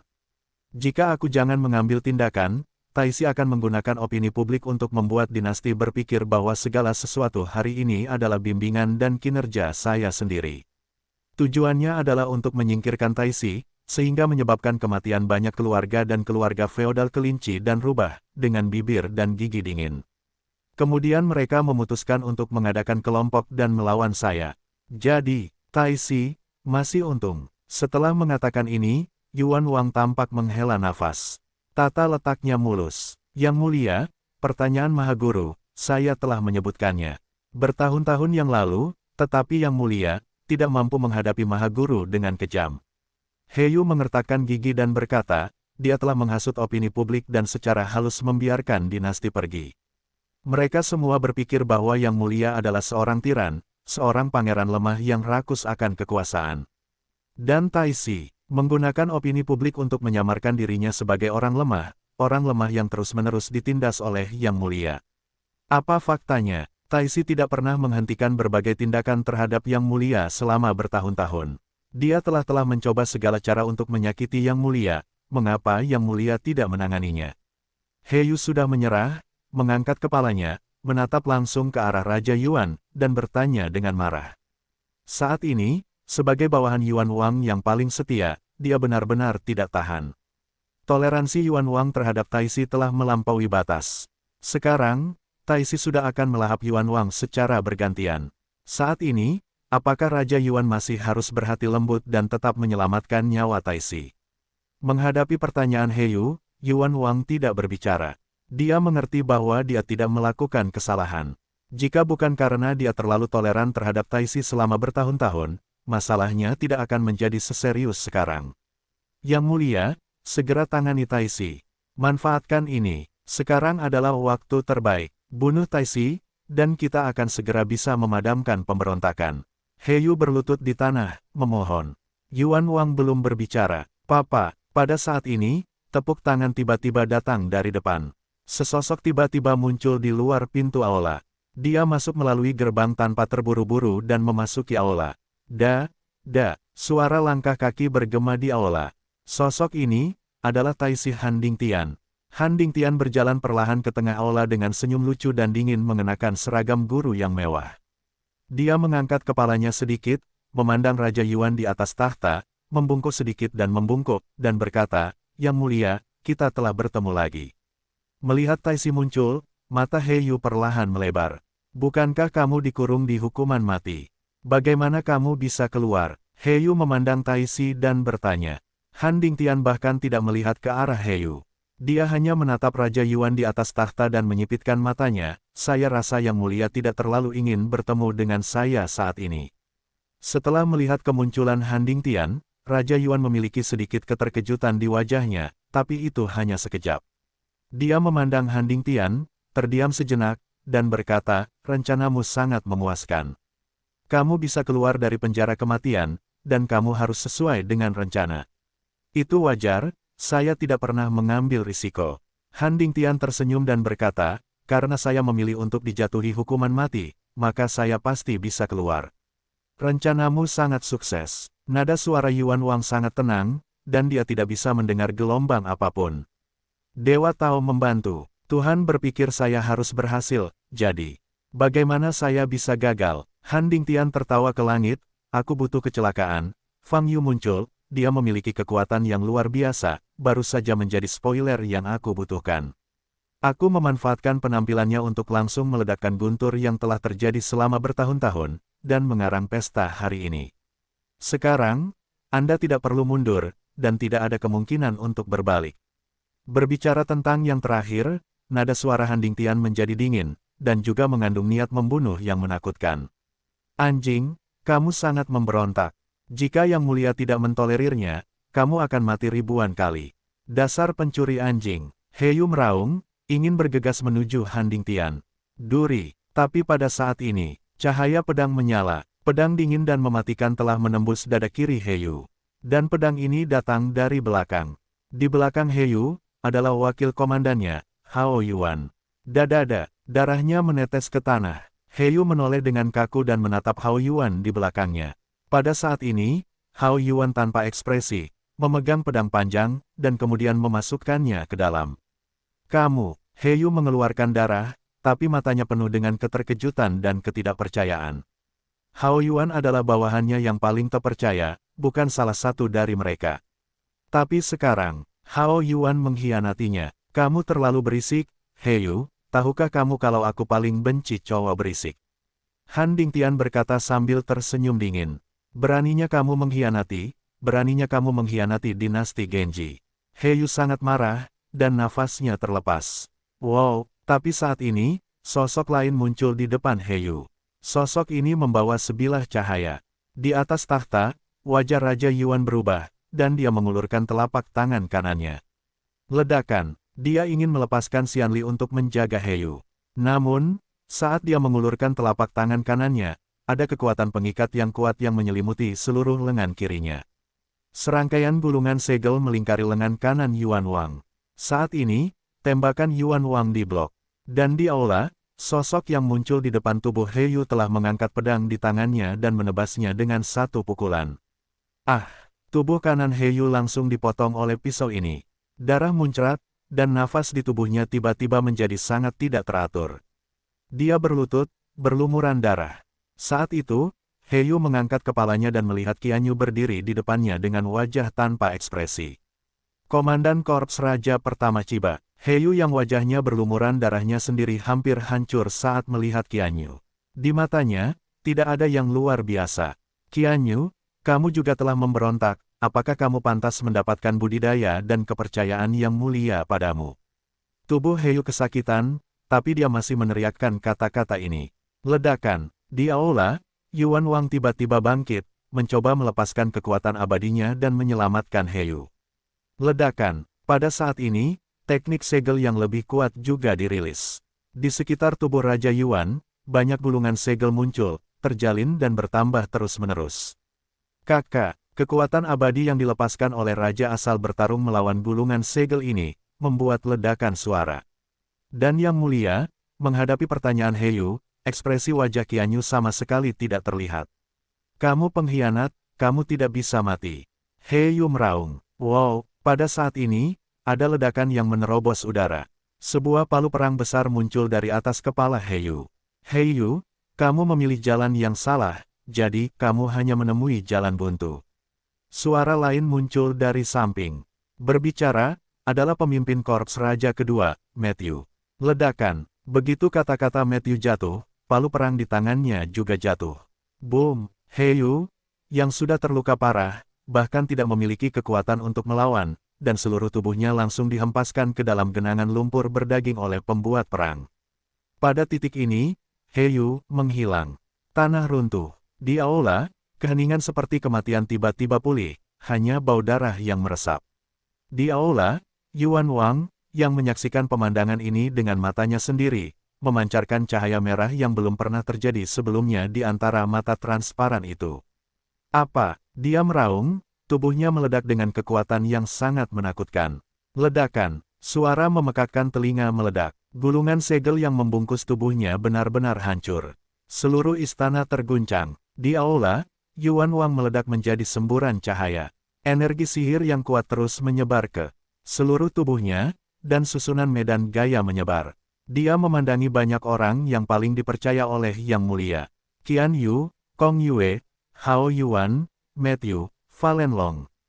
Di antara tiga resimen raja, hanya He Yu yang tidak memberontak. 5 pemimpin lainnya semuanya menjadi bawahan Han Dingtian. Kamu akhirnya merasa marah. Han Dingtian maju beberapa langkah, dengan senyum dingin di wajahnya. Raja Yuan menatap Han Dingtian dengan pupil berwarna merah darah, dan berkata dengan dingin, Han Dingtian, kali ini, aku tidak akan membiarkanmu pergi. Hahaha, apa menurutmu kamu masih punya kesempatan? Han Dingtian menengadah ke langit dan tertawa. Wow, pada saat ini, sesosok tubuh muncul dari bayangan di sisi aula. Itu adalah monster berbaju besi yang pernah dilihat Fang Yu sebelumnya.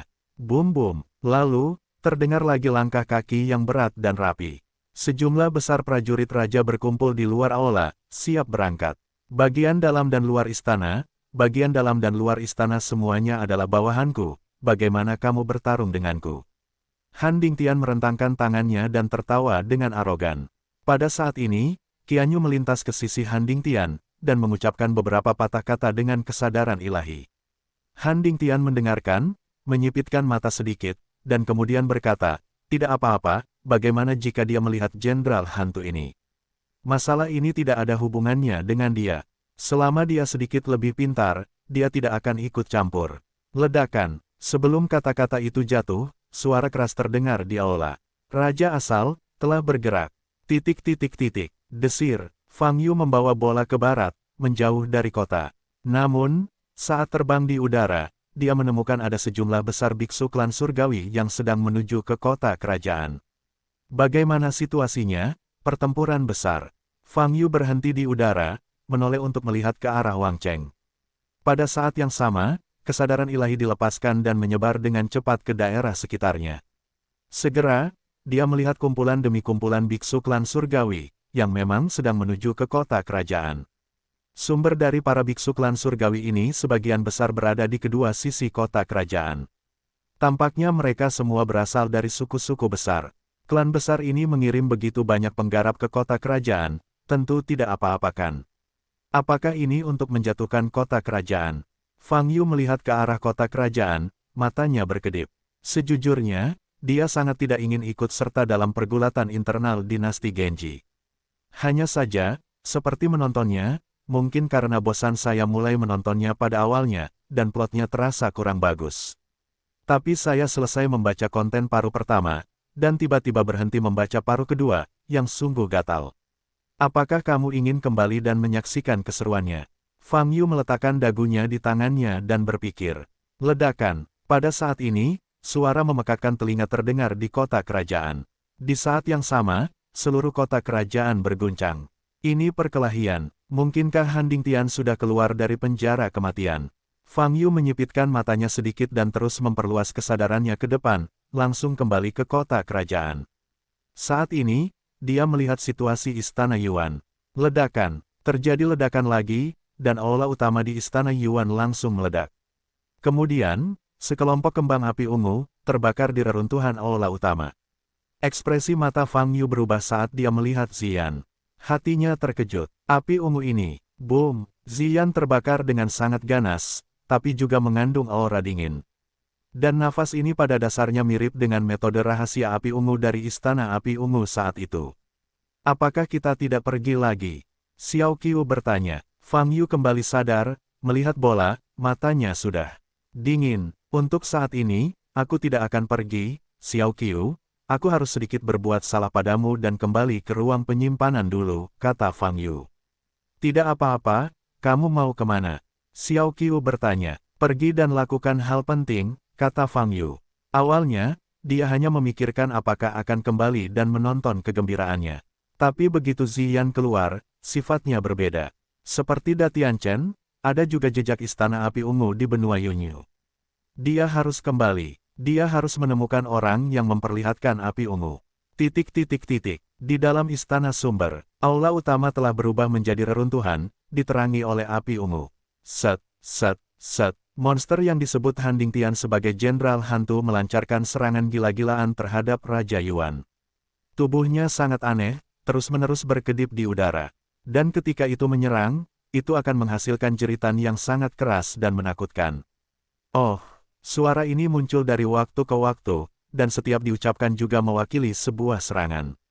Raja Yuan memancarkan cahaya di sekujur tubuhnya, dan wajahnya mewakili kemurnian darah surgawi, mengalir dengan kekuatan magis yang kuat. Saat ini, tubuh Uranus miliknya menunjukkan efek yang sangat besar. Hantu akan terus menyerang, terkadang murni serangan fisik, terkadang berupa mantra sihir, sulit dipahami dan sulit dipahami. Namun, tubuh Raja Surgawi Yuan Wang terus-menerus menghasilkan segel pelindung tubuh, dan setiap segel mengimbangi kerusakan yang disebabkan oleh serangan jenderal hantu. Boom, hantu itu akan muncul di hadapan Raja Yuan lagi. Pada saat ini, jenderal hantu itu terbakar dengan api ungu yang aneh, dan napasnya mengejutkan. Ia bergegas menuju Yuan Wang secara langsung, dengan kedua telapak tangan terbuka. Ledakan, di depan telapak tangannya, dua api ungu melingkar mengembun. Kedua api ungu ini mengandung hukum kekuatan yang kuat. Yuan Wang tampak kedinginan dan mengangkat telapak tangan kanannya. Telapak tangan Zudao, ledakan, yang disebut cara ekstrim adalah cara yang pamungkas. Raja Yuan menguasai metode cara pamungkas, dan kekuatan yang diberikan oleh masing-masing telapak tangan adalah cara pamungkas yang dia kendalikan. Ledakan, kekuatan tembus pandang meledak ke arah Jenderal Hantu. Jenderal Hantu itu meraung, dan api ungu di depan telapak tangannya tiba-tiba melebar, dan menyelimuti seperti gelombang dahsyat menuju posisi sumber Raja Bom. Kekuatan Jidao, palem meledak di depan Jenderal Hantu. Hantu itu melepaskan pusaran baju besi di tubuhnya, memutar kekuatan ini, dan kemudian menyebarkannya dalam jumlah besar, jalankan teknik tubuh, muncul di samping Raja Yuan. Dan saat ini, Qian Yu, Matthew dan yang lainnya di istana juga dengan berani menembak. Ledakan, boom, dimulai dengan pukulan Jenderal Hantu, Qian Yu, Matthew, dan yang lainnya telah mampu meledakkan satu demi satu.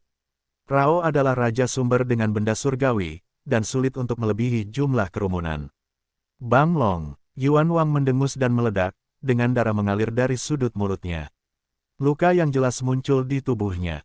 Dia melihat ke depan dan bisa melihat sejumlah besar tentara dari resimen raja. Kelompok tentara ini adalah awalnya di bawah kendalinya, tapi sekarang mereka menatapnya dengan mata acuh tak acuh. Di istana Yuan Wang saat ini, tidak ada satupun dari mereka yang berdiri di sisi Yuan Wang. Han Dingtian berkata sambil tersenyum lebar, biarkan aku memberimu posisi ini. Petik 2. Hantu itu akan naik ke langit dan melolong, api ungu menyala lebih dahsyat. Ia menjerit, dan sekali lagi ingin menyerang Raja Yuan yang terluka. Wow, namun di detik berikutnya, cahaya keemasan tiba-tiba jatuh dari langit, tepat di atas Jenderal Hantu itu. Ledakan, dengan suara keras, hantu itu langsung menghempaskan seluruh tubuhnya ke tanah, meledakkan lubang besar. Di dalam asap dan debu, terlihat sosok yang bersinar dengan cahaya keemasan muncul di udara. Tidak jauh dari situ, Han Dingtian merasakan nafas, dan melihat sosok ini, wajahnya menjadi sangat jelek. Fang Yu, masalah ini tidak ada hubungannya denganmu, kenapa kamu harus campur tangan? Han Dingtian mengertakkan gigi, menatap sosok emas itu, dan bertanya. Dalam asap dan debu, Fang Yu tidak melihat ke arah Han Dingtian, tetapi melihat ke bawah keruntuhan di bawah. Jauh di dalam tanah, Jenderal Hantu yang terbakar dengan api ungu dengan cepat berdiri. Tendangan Fang Yu sangat menakutkan, tetapi tubuh Jenderal Hantu itu tidak roboh. Dari sini dapat disimpulkan bahwa kekuatan fisiknya juga telah mencapai tingkat yang sangat menakutkan. Ya, hantu itu mengangkat kepalanya, dan pupil merah samar itu menatap ke arah Fang Yu. Ya, segera, seperti binatang buas yang marah, ia mengeluarkan tangisan yang tajam dan merobek. Ledakan, dengan ledakan keras, hantu itu akan terlontar, dan seluruh tubuh bergegas menuju Fang Yu seperti anak panah yang tajam. Fang Yu berdiri di udara, mengepalkan tinjunya, dan membantingnya. Engah, Gui Jiang kembali terkena tinju Fang Yu, dan tiba-tiba jatuh ke tanah lagi. Bum bum bum, kekuatan penghancur menyebabkan tubuh Jenderal Hantu itu jatuh ke tanah, mengeluarkan suara menderu dan memercikkan puing-puing. Asap dan debu terisi. Fang Yu menyipitkan matanya sedikit, kesadarannya terkunci pada Jenderal Hantu itu. Tubuh Jenderal Hantu itu dibungkus dengan baju besi, dan baju besi itu ditutupi dengan hukum khusus. Dan api ungu membakar tubuh Jenderal Hantu itu. Dengan kata lain, Ziyan adalah apa yang akan dilepaskan oleh hantu mirip monster ini. Dari mana datangnya hantu ini? Mengapa ia menguasai metode rahasia api ungu? Mata Fang Yu bersinar dengan cahaya dingin. Setelah meninggalkan bumi, saya melihat Ziyan lagi, di tangan orang misterius Datian Chensing. Mengenai identitas orang misterius itu, Fang Yu berpikir bahwa dia berasal dari alam tanpa akhir pada awalnya, tetapi kemudian menemukan bahwa tidak seperti itu. Orang misterius dan Chen Qianan mungkin berasal dari tempat yang sama. Adapun identitas Chen Qianan, kemungkinan besar ada hubungannya dengan pengadilan suci. Saat pertama kali tiba di benua Yunyu, saat datang ke dinasti Genshi, Fang Yu menyimpulkan bahwa pasti ada jejak pengadilan suci di benua Yunyu. Sekarang tampaknya memang demikian. Kakak, para jenderal hantu yang menderita pukulan keras satu demi satu jatuh ke tanah yang hancur, dan daging mereka meledak. Armor di atasnya bersinar, dan tulang-tulangnya tampak terorganisir kembali. Fang Yu, kenapa kamu kembali? Saat ini, Han Dingtian, yang tidak jauh dari situ, terlihat jelek, dan bertanya lagi. Fang Yu berbalik dan melihat posisi Han Dingtian. Di saat yang sama, dia melihat sekeliling lagi. Aula utama megah yang asli telah berubah menjadi reruntuhan. Sebelum reruntuhan, Yuan Wang jelas mengalami luka. Dan di alun-alun luas di depan kuil, Qian Yu, Matthew, Faling Long, Del, semuanya berdiri di tempatnya, menatap Fang Yu dengan mata dingin. Hampir 5.000 tentara berkumpul di belakang, dan mereka telah mencabut bilah dari pinggang mereka, dan wajah mereka penuh dengan kesungguhan. Fang Yu memandang Raja Yuan dan berkata sambil tersenyum, "Raja Yuan, tampaknya situasimu di sini sangat kritis." Pada saat ini, Raja Yuan memiliki corak kulit yang rumit, dan matanya terhadap Fang Yu juga penuh dengan keterkejutan dan keraguan. Bukankah Fang Yu sudah mengambil apa yang diinginkannya dan pergi? Mengapa Anda ingin kembali ke air berlumpur ini? Dalam situasi saat ini, jika melawan Han Dingtian, itu setara dengan melawan seluruh kota raja. Kekuatan yang dikumpulkan oleh banyak keluarga berjasa dan keluarga menteri memasuki kota kerajaan. Fang Yu, melihat Fang Yu mengabaikannya sama sekali, Han Dingtian berteriak lagi dengan marah. Fang Yu memandang Han Dingtian, menyipitkan mata sedikit, dan berkata sambil mencibir, "Kamu menggunakan saya untuk membuat keributan besar. Saya belum menyelesaikan rekening ini dengan Anda. Saya tidak merugikan kepentingan Anda." Han Ding berkata dengan suara dingin, "Aku baru saja menggunakan identitasmu untuk membuat pendekatan Yuan Wang semakin tidak berdasar. Itu tidak merugikan kepentinganku. Jika aku memiliki kekuatan yang cukup, aku akan mati ketika korps Raja keempat mendatangiku." Fang Yu berkata dengan dingin. Melihat ekspresi Fang Yu, mata Han Dingtian penuh dengan niat membunuh, dan dia berkata, "Sepertinya kamu bertekad untuk campur tangan dalam masalah ini. Saya memperingatkan Anda, sekali Anda terlibat dalam masalah ini, Anda tidak akan pernah pergi. Kemungkinannya, roda sejarah telah dipromosikan, dan langit membantu saya menggantikan Raja Yuan. Raja Yuan tidak punya kesempatan untuk mengubah kekalahan menjadi kemenangan. Jika kamu terlibat, kamu hanya akan dihancurkan dan dihancurkan oleh roda sejarah. Sebagai umat manusia, tidak ada alasan untuk terlibat dalam masalah ini. Kamu benar mengatakan itu. Aku benar-benar punya untuk memikirkannya." Fang Yu tiba-tiba berkata tanpa diduga. Begitu ucapan ini keluar, ekspresi Han Dingtian menjadi stagnan.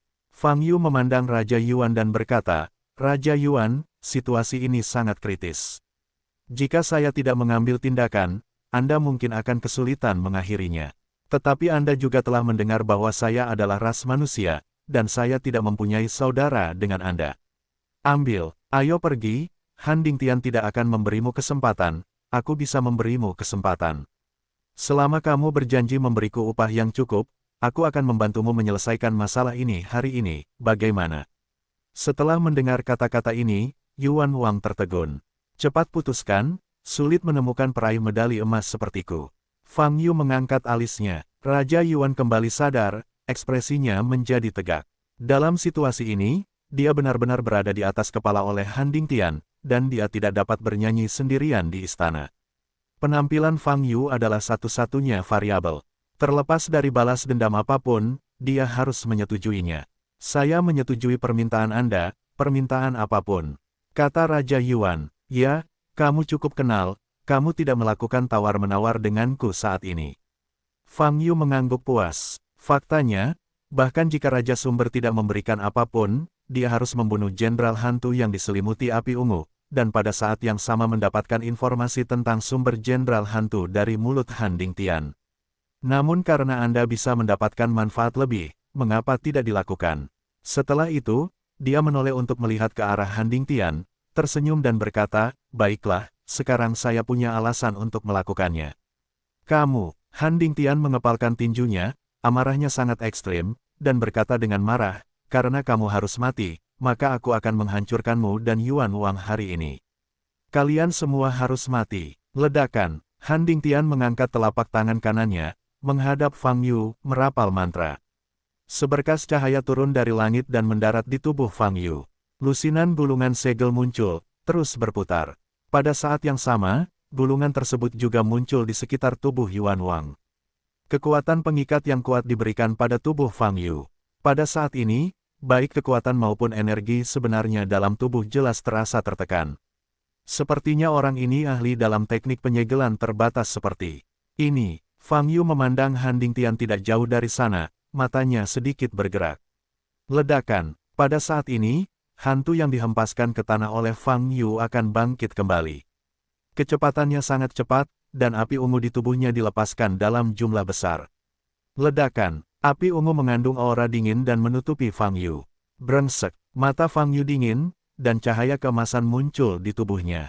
Boom! Ziyan dalam jumlah besar menelannya. Dan hantu itu akan memanfaatkan kesempatan ini untuk menyerbu ke dalam api ungu dan melancarkan serangan dahsyat seperti badai ke Fang Yu. Boom-boom! Semburan suara terpancar dari api ungu di langit. Di alun-alun, Han Dingtian mendengus dingin, menoleh untuk melihat posisi Raja Yuan, dan berkata dengan dingin, apakah menurutmu dia bisa menyelamatkanmu?